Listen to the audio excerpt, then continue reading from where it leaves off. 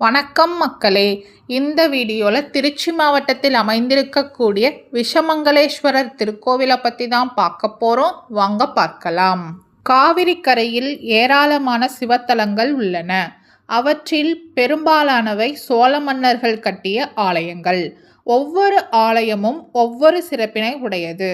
அந்த வகையில் துடையூர் மிகவும் முக்கியமானது. திருச்சி நாமக்கல் சாலையில் நொச்சியத்துக்கு அருகில் உள்ள துடையூரில் அமைந்திருக்கிறது ஸ்ரீ மங்களாம்பிகை சமேத ஸ்ரீ விஷமங்களேஸ்வரர் ஆலயம். முன்னொரு காலத்தில் சிவனடியார் ஒருவர் இங்கு பிரகார வலம் வரும்போது பாம்பு ஒன்று தீண்டியது. அருகில் யாரும் இல்லை. செய்வதறியாத அந்த அடியார் சிவமே கதி என அங்கேயே அமர்ந்தார். சிவநாமம் ஜபித்தார். என்ன ஆச்சரியம்! சிறிது நேரத்தில் சிவபெருமானின் அருளால் உடலில் ஏறிய விஷம் முறிந்தது. இதனால் இத்தல மூலவர் விஷமங்களேஸ்வரர் எனும் திருப்பெயரை பெற்றார். இன்றும் விஷக்கடி என வருபவர்களுக்கு மூலவருக்கு அபிஷேகம் செய்த திருநீறு தரப்படுகிறது. அதை வாங்கி பூசிக்கொண்டால் பாதிப்புகள் குறையும் என்கிறார்கள். பழமையான இந்த கோவில் கண்டராதித்த சோழனால் கட்டப்பட்டது. ஒரு காலத்தில் கொள்ளிடக்கரையில் கடம்பவனத்தில் பிரம்மாண்டமாக இருந்த இந்த ஆலயம் தற்போது சிறியதாக மாறினாலும் அதன் மகிமையும் எழிலும் அப்படியே உள்ளது. இந்த தலம் மிகவும் முக்கியமானதாக விளங்க காரணம் இங்கே மும்மூர்த்திகளும் அருள் பாலிப்பதுதான். இங்கே மூலவராக ஸ்ரீ விஷமங்களேஸ்வரரும் அம்பாள் ஸ்ரீ மங்களாம்பிகை அம்மனும் வீற்றிருக்கிறார்கள். கோஷ்டத்தில் ஸ்ரீ சரஸ்வதி தேவியும் பிரகாரத்தில் அவரின் கணவர் ஸ்ரீ பிரம்மாவும் தரிசனம் தருகிறார்கள்.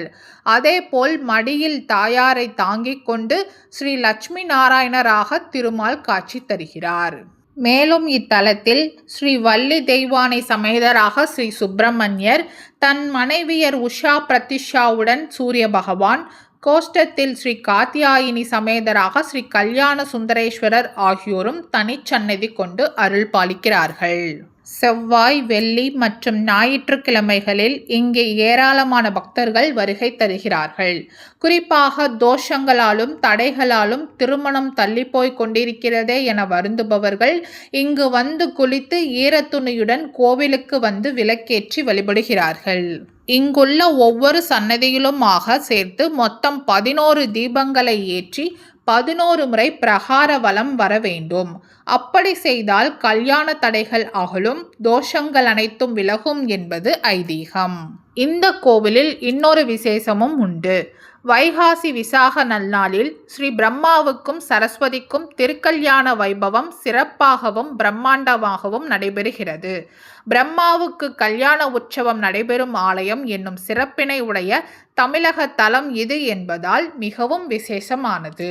அதற்காக வைகாசி விசாக நன்னாளில் அதிகாலை 3 மணிக்கெல்லாம் ஹோமங்கள் நடைபெற தொடங்கி விடுவாம். ஹோமங்கள் முடிந்ததும் பிரம்ம முகூர்த்தம் என்று சொல்லப்படும் காலை 4 மணி முதல் 6 மணிக்குள் பிரம்மாவுக்கும் சரஸ்வதி தேவிக்கும் திருக்கல்யாணம் வெகு விமரிசையாக நடந்தேறும்.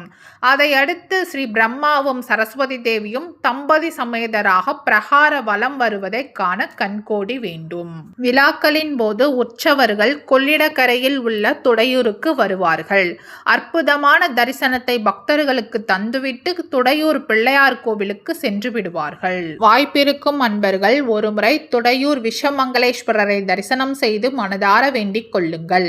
உங்கள் கஷ்டங்கள் துடை தெரியப்படும். பிரிந்த தம்பதியர் ஒன்று சேர்வர். சேர்ந்து வாழவும் தம்பதியர் மிகவும் அந்யோன்யத்துடனும் தம் வாழ்வை தொடங்குவர். உங்கள் வாழ்வு நலமாகும், வளமாகும். இந்த வீடியோ உங்களுக்கு பிடிச்சிருந்தா லைக் பண்ணுங்க, ஷேர் பண்ணுங்க, சப்ஸ்கிரைப் பண்ணுங்க. மறக்காம அடுத்து எந்த கோவிலை பற்றி பார்க்கலான்றத கமெண்ட்ல சொல்லுங்க. நன்றி மக்களே.